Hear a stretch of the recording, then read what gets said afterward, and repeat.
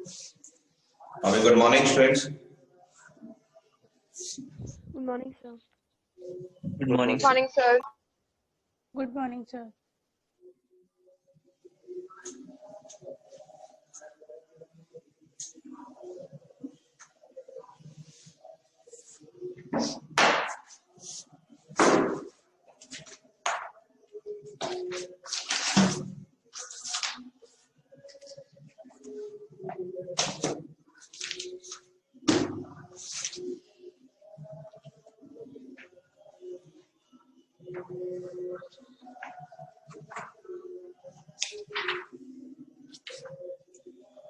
Thirteen point 4 चल रही थी हमारी।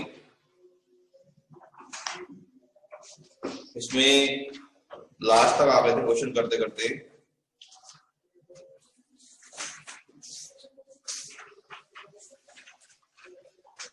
क्वेश्चन नंबर 14 मैंने करा दिया था उस दिन। अब बचता है 15, 16 और 17। ये आप लोगों ने नहीं बताइए। 15, 16 और 17 कर लिए? Yes sir. कोई डाउट तो नहीं? Yes, sir. हो गई ना? नो ठीक है। अब एक 12 वाला क्वेश्चन रोक रखा था, थोड़ा सा डिफरेंट है समझने में, उसको करवाते हैं। स्टडी करिए 12 क्वेश्चन को। 2 numbers are selected at random without replacement from the first 6 positive integers। तो फर्स्ट 6 पॉजिटिव इंटीजर्स होंगे हमारे पास 1, 2, 3, 4, 5, 6। ठीक है भाई। Let x denote the larger of the two number obtained, find the ex। यानी मीन निकालना है। ex का मतलब x denote the larger of the two number obtained। क्या मतलब है इस बात का? तो अगर हम सबसे पहले 1 को देखें तो 1 तो पीछे से बड़ा होगा नहीं, दो नंबर सेलेक्ट करे जा रहे हैं। तो x की जो पहली पॉसिबल वैल्यू होगी वो 2 होगी, फिर 3 होगी, फिर 4 होगी, फिर 5 होगी और फिर क्या होगी? 6 होगी।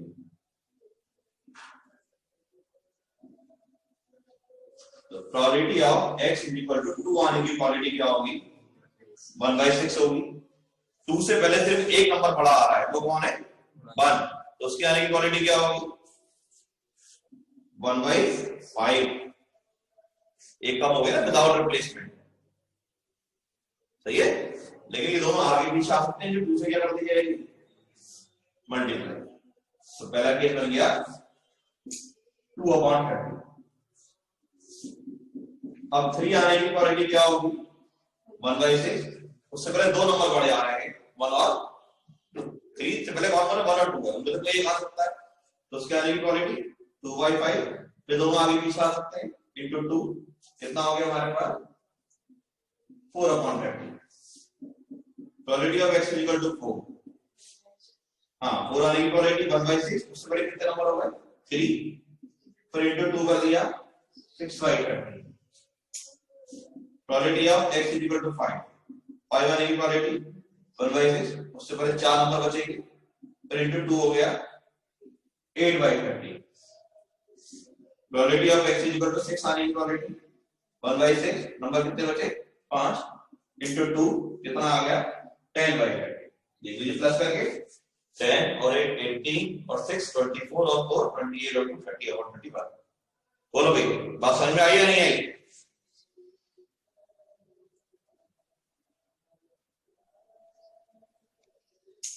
Yes Yes, sir. Yes sir. Yes, sir. अब करस्पॉन्डिंग, अब आपको बताइए क्या करना है px मीन निकालने के लिए। 4/30, 12/30, 24/30, 40/30, 60/30। बस सॉल्व कर लीजिए, निकालिए, मीन आ जाएगा। करिए।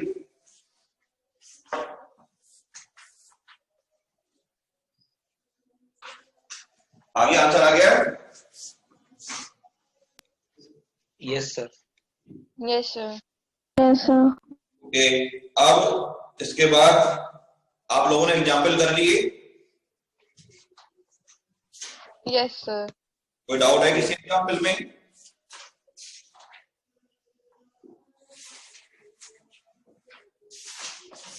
No sir. इस एग्जाम्पल में कोई डाउट है? नहीं है। चलिए आगे हेडिंग डालिए, वो भी आगे आएगा।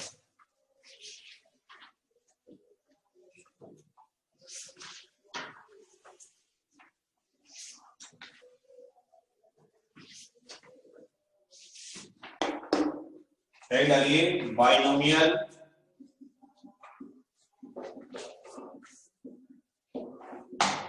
डिस्ट्रीब्यूशन।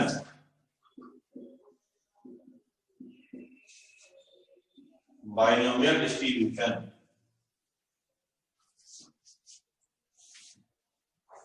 q प्लस p की पावर n का एक्सपेंशन, जैसे x प्लस y की पावर n का एक्सपेंशन होता है, ऐसे q प्लस p की पावर n के एक्सपेंशन में probability of x is equal to r का फॉर्मूला होता है ncr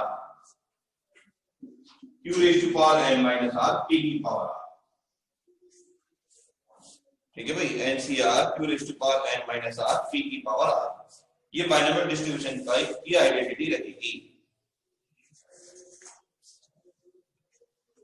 अब इसे अप्लाई कहां करना है, ये एक मेन बात समझने वाली है।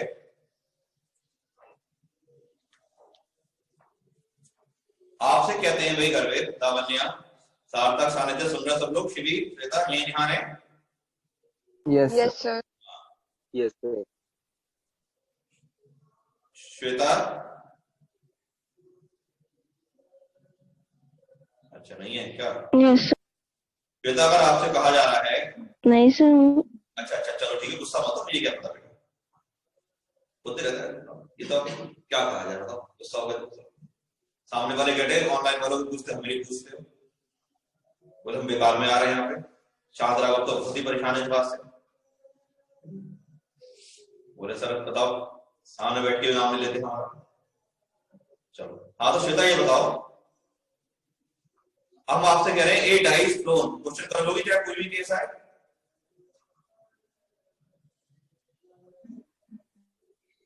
श्वेता देखो, सर रिपीट। जल्दी जल्दी रिप्लाई करना पड़ेगा। देखो श्वेता, हम कह रहे हैं ए डाइस थ्रोन, क्वेश्चन हो जाएगा चाहे कोई भी केस आए? नो सर, नहीं होगा? क्वेश्चन इनकम्प्लीट है। Question incomplete. नहीं समझ नहीं पा रही मेरी बात का मतलब फिर आप, तो आप फिर सुनो ध्यान से मैं क्या कहना चाह रहा हूँ। हाँ भाई लावण्या, Yes, sir. हम कह रहे हैं ए डाइस थ्रोन और कुछ भी केसेस बना के देते, क्वेश्चन कर लोगी? Yes, sir. हम कह रहे हैं, हमने आपसे कह रहे हैं डाइस थ्रोन 2 टाइम्स, कर लोगी क्वेश्चन कोई भी केस आ जाए? Yes, sir. हमने कहा ए डाइस थ्रोन 3 टाइम, तब तो तब थोड़ी प्रॉब्लम होगी पर हो जाएगा। सही बात है। अब मैंने आपसे कहा ए डाइस थ्रोन 4 टाइम, तो क्या होगा? तो उसमें भी ज्यादा प्रॉब्लम होगी। बहुत ज्यादा प्रॉब्लम होगी। मैंने कह दिया डाइस थ्रोन 10 टाइम, तब क्या करोगी? सर नंबर के हिसाब से देखना पड़ेगा। हाँ छोड़ी आओगी डेफिनेटली, वो तो आप तो अच्छे बच्चों में हो, चांद लगा वो तो बोले छोड़ के नहीं आऊंगी सर। वो तो आप तो लिहाज करती हो, जवाब नहीं देना लौट के। ये क्वेश्चन में से पूछता है, शायद से पूछता, कहते बोले कर लो अपने, हमारे उसकी उड़ गया। बोले डाइस का पेयर करने में थोड़ी टेबल बनानी पड़ती है, तो डाइस को 10 बार थ्रो करने के लिए करा, बोले कुछ और काम नहीं बचा है ना। अब मैं कह रहा हूँ a pair of dice is throne, question हो जाएगा। लेकिन अब मैं उल्टा बोल रहा हूँ कि a pair of dice is throne 10 times, तब क्या होगा? शांत करा, मैं तो ऑलरेडी छोड़ दूंगा। तो जब भी इस तरह की बड़ी बड़ी बातें आती हैं, सही है ना, a pair of dice is throne 10 time, एक कॉइन इज थ्रोन 10 टाइम, तो ये अंडरस्टूड है कि क्या अप्लाई करना है क्वेश्चन में, बाइनोमियल थ्योरम अप्लाई। बात समझ रहे थे? तो जब इस तरह की बड़ी बड़ी आर्टिकल आएंगे लावण्या, तो हम क्या अप्लाई करेंगे? Binomial theorem. श्वेता समझ गई मेरी बात? Yes sir. निकालिए एक्सरसाइज 13.5।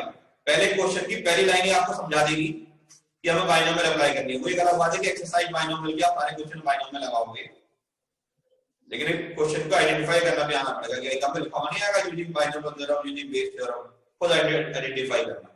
देखिए पहला क्वेश्चन क्या कह रहा है, ए डाइस थ्रोन 6 टाइम, समझ गए? 6 टाइम, अब 6 टाइम का मतलब हो गया 6 216 into 216 नंबर ऑफ पीसेस बनेंगे। वो थोड़ी लिख रहा है बैठ के यहाँ पे कोई मशीन, तो ये डाइस थ्रोन 6 टाइम, देनी अंडरस्टैंडिंग जब 6 टाइम आ गया तो क्या अप्लाई करना है, बाइनोमियल थ्योरम अप्लाई करना है ना। ये क्वेश्चन नंबर 2 की पहली लाइन है। A pair of dice is throne 4 time, dice का पेयर वो भी कितनी बार, 4 टाइम, सही है नहीं।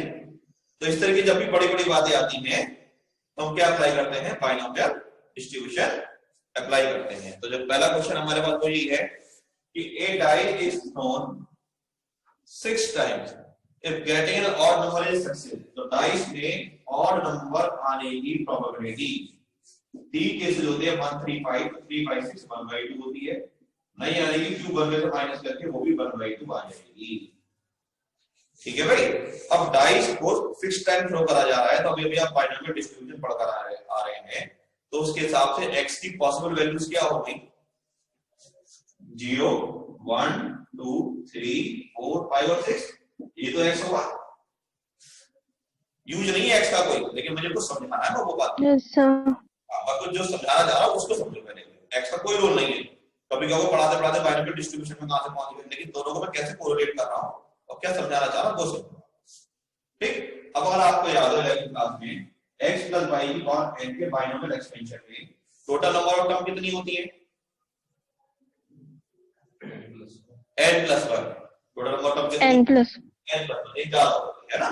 ऐसे ही अब उसने कहा है कि डाइस के पेयर को 6 बार थ्रो करा, मतलब क्वेश्चन नंबर में डाइस थ्रोन 6 टाइम्स, तो टोटल नंबर ऑफ टर्म कितनी होंगी, 7। तो देखो 7 ही खुलेंगे, 7 ये 7 ही तो है, बताओ बात समझ में आ रही है, नहीं आ रही? Yes sir.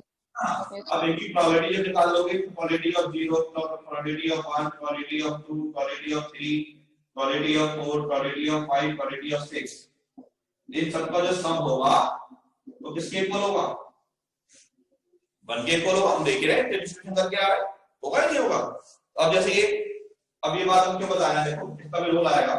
फर्स्ट पार्ट में कह रहा है what is the probability of 5 success, तो यानी r की वैल्यू 5 हो गई, r की वैल्यू कितनी हो गई, 5। तो probability of x is equal to 5, NCR n है 6, डाइस को 6 बार थ्रो करा गया है, तो n है हमारे पास 6, मतलब NCR 65, q कितना हो गया, 1/2 टू द पावर 6 - 5 और 1/2 टू द पावर r यानी कि सॉल्व करना कोई बड़ी बात नहीं है।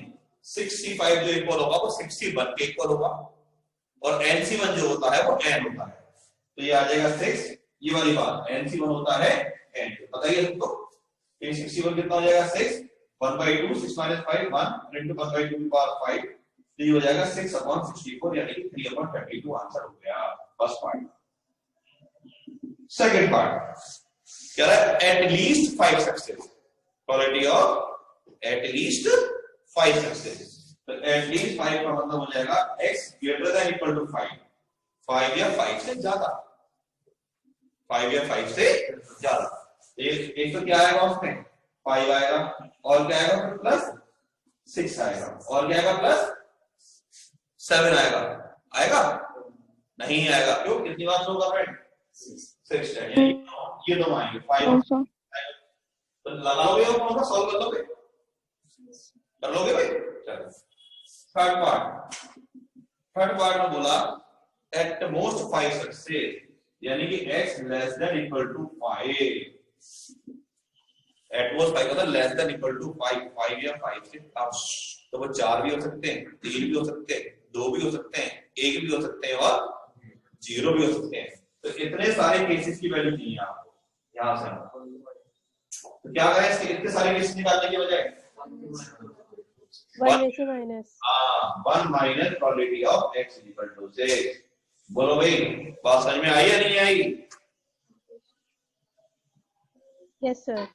Yes. तो 1 minus probability of x is equal to 6, तो इस तरीके से करते हैं बात, ठीक है। तो इसलिए मैंने डिस्ट्रीब्यूशन वाली बात थोड़ी सी आपको माइंड में दोबारा डाली कि हमें ये बातों को ध्यान रखना है। समझ में आ गया क्वेश्चन, बोलो नहीं आया बच्चों, अप्रोच समझ में आ गई, yes sir. Yes, sir. Start the exercise. अब एक्सरसाइज आपके हमारे करते रहिए, शुरू हो जाएगी, जो डाउट है मेरे से शेयर करते रहिए, आंसर हर क्वेश्चन का फाइनली निकाल स्टार्ट करिए।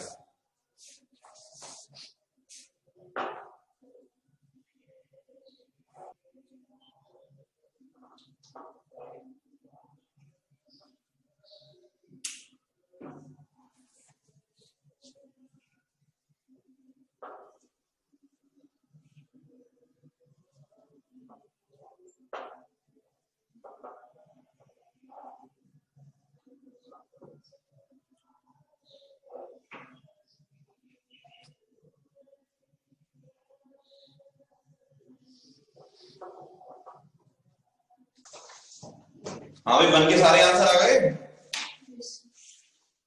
Yes sir. Question yes sir. Lavanya कैसी आवाज आ रही है? हाँ, क्वेश्चन नंबर 2 के सारे आंसर आ गए और क्वेश्चन नंबर 2 में आंसर आ गया। यस सर आ गया। क्वेश्चन नंबर 3 में दे रखा है there are 5% defective item in large work of item, what is divided sample of 10 item, ये n हो गया 10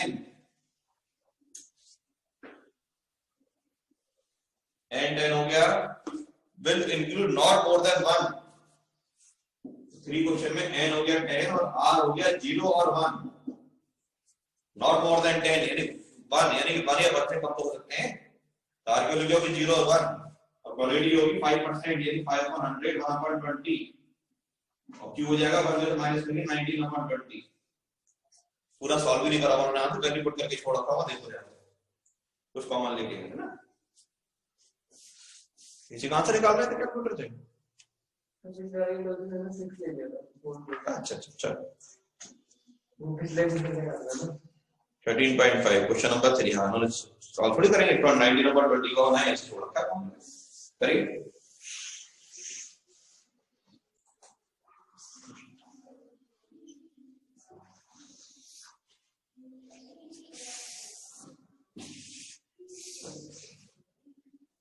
और निशान जी का वाले क्या प्लानिंग है? कितने फटाफट आगे सीधे पत्थर बड़े वाले सब तीनों में उड़ा दिए बात दुकान पर सही है। आवाज लगा के खत्म आनी थी। हाँ इतना बड़ा धमाका होना चाहिए।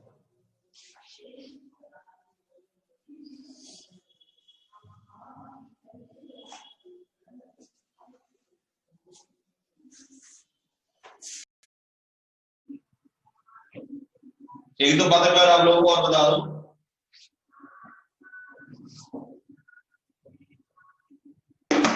बायनोमियल डिस्ट्रीब्यूशन का जो मीन होता है वो होता है n इंटू पी, वेरिएंस होता है n p q, और ये जो n और p होते हैं n and p are called parameters of binomial distribution। n and p are called parameters of binomial distribution। ठीक है भाई? Yes sir. जैसे क्वेश्चन नंबर 8 है, जब पहुंचे वहां पे तो उन्होंने दे रखा है b 6,1/2, तो यानी ये n और p दे रखा है। समझ रहे हो बात? करते रहिए क्वेश्चन, आप यस सर। करते रहिए।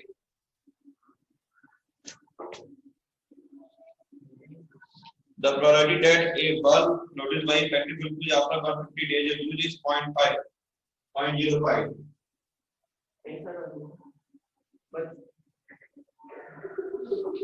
मुझे टी दे रखा है 0.05। Find the probability out of such 5 bulb, n हो गया 5। First part none r 0, second part more than 1, तो यानी कि r की वैल्यू हो गई 2 3 4 5, तो not more than 1, अच्छा r की वैल्यू हो गई 0 और 1। थर्ड पार्ट सही तो पढ़ा था मैंने, मोर देन 1 तो नीचे वाला पढ़ दिया, तो देखो भाई आपने रोको कैसे देखो, अरे खाली देखो ना ये r की value 2 3 4 5, third part. Fourth part at least 1, यानी r की वैल्यू 1 2 3 4 5। इसमें ये कर देना 0 की पावर निकाल के 1 में से क्या कर देना माइनस, यहाँ पे 0 और 1 निकाल के 1 में से माइनस कर देना। ठीक है, कर लोगे भाई।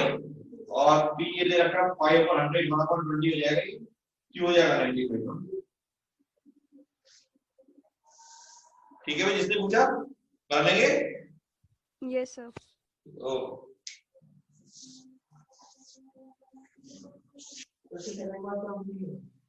वो तो कोई नहीं सकता, नॉट मोर देन 1। चलो सेकंड पार्ट का आंसर नहीं है। x की value 0 + 1 NCR 5CR p raised to power n minus r p raised to power r plus NCR अरे छोड़ो 5 minus 120 की पावर 1 5 से 0 1 हो गया 19/20 की पावर 5 हो गया, ये 0 1 हो गया 5 से 1 5 हो गया, फिर 19/20 की पावर 4 हो गया into 1/20 19/20 की पावर 4 दोनों में कॉमन आ गई, तो ये आ गया 19/20 प्लस 5/20 रह गई। 19/20 की पावर 4 बाहर आ गया, ये हो गया 90/20 4/20 हो गया। 4 6 जा 5 6/5 into 90/20 की पावर हो गया, आंसर ले रखा है। तो पीछे तो ऐसे इन्होंने 90/20 ये 0.95 और 0.05 लिया। और तो बहुत फर्क है बड़ा से, तो ये मतलब 95 हो जाएगा, यहां पर 95 कर लो। तो तुझे 1.2 से मल्टीप्लाई और 6/5 1/2 होगा यार, कैसी बातें करते हो, गलत बात है, तुम्हें परेशान करते हो। कौन सा क्वेश्चन था ये, सही तो है। इसे उन्होंने लिख दिया 1.2, इसे लिख दिया 0.95, बात करो लो बस खुश। मैं तो सोचा था कि फ्रैक्शन में दे रखा होगा, तो मैंने फ्रैक्शन में कर दिया, इससे ऊपर थोड़ी पढ़ लगा कैसे बताओ, सही है ना। जरा जरा दिल पर लगा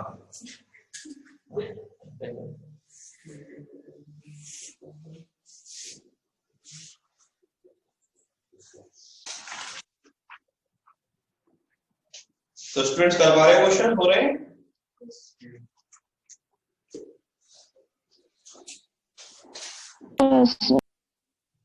एक तो ये एक्सरसाइज में एग्जांपल कंप्लीट करनी है।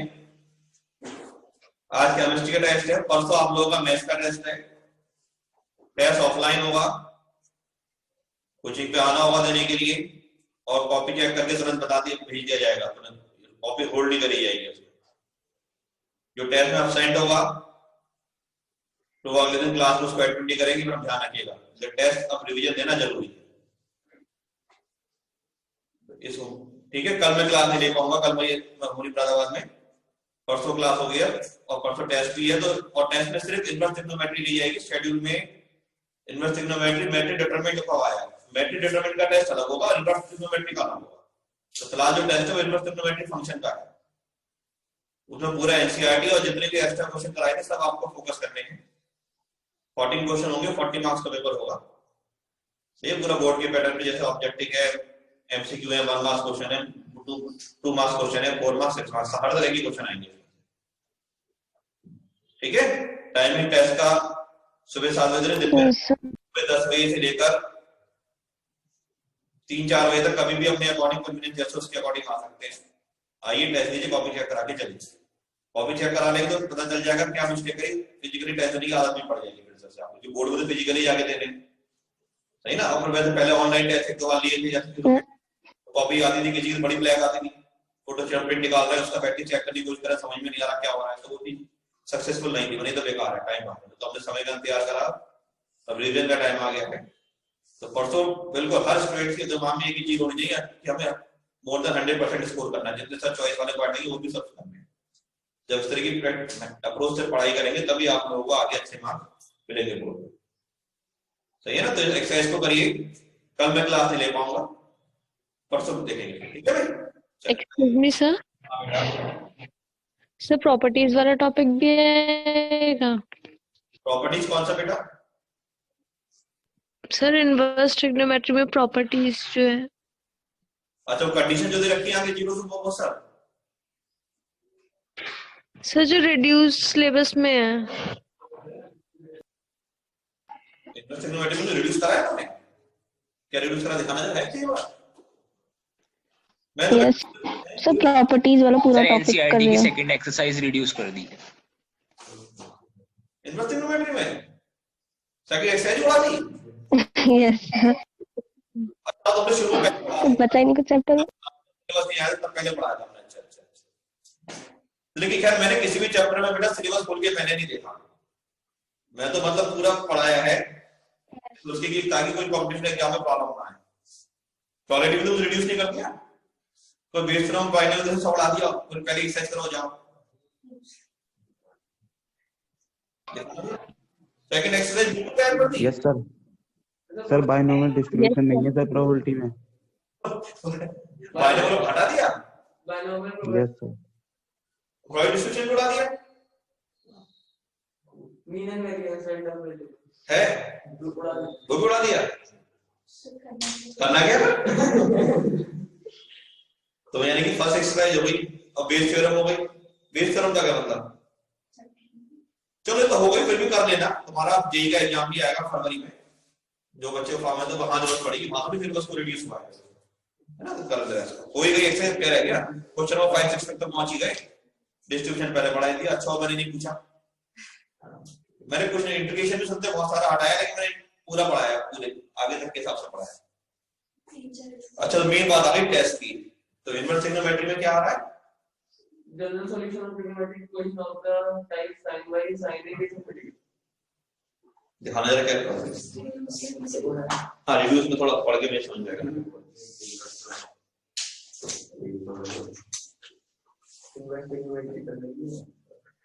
भाई तो 11 का खोले बैठा है, तभी तो मैं कह रहा sin x sin y कहां से आ गया। Sir graphs of inverse trigonometric function, elementary properties of inverse trigonometric function, ये डिलीट हुआ है। बेटा ग्राफ तो हमने आज तक वैसे नहीं पढ़ाए थे इनवर्स में, जो ना डिलीट करा है नहीं है। और एलिमेंट्री प्रॉपर्टीज का मतलब होता है sin में sin y, और ये सब जनरल कुछ नहीं, सब पढ़ाएंगे बेटा, सब देंगे, पूरा एनसीईआरटी का पूरा चैप्टर देंगे आप लोगों को, पूरा तैयार करिए, ठीक है। Yes sir. और जो एक्स्ट्रा क्वेश्चन लॉन्ग वाले बहुत डिफाइंड है से, उसमें से कम देंगे, ठीक है। Okay sir. Yes sir. Okay bye. Yes sir, thank you sir. Thank you. Thank you sir. Thank you, sir.